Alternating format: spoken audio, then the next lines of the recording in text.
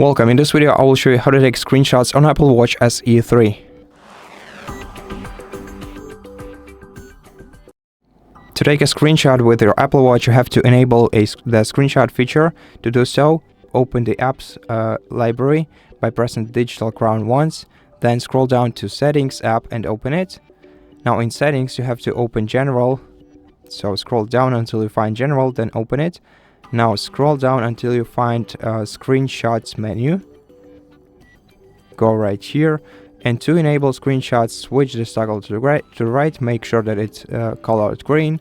Then you can go to any screen that you want to take a screenshot of.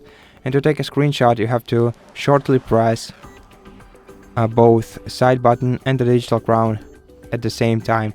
And now you can find your taken screenshots on the iPhone that is paired with your Apple Watch in the Photos app.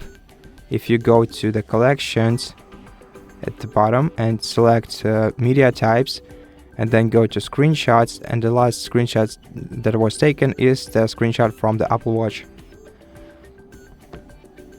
And so that's basically it. Thank you for watching this video. If you liked it, consider subscribing to our channel, leave us a like and a comment below, and I'll see you in the next one.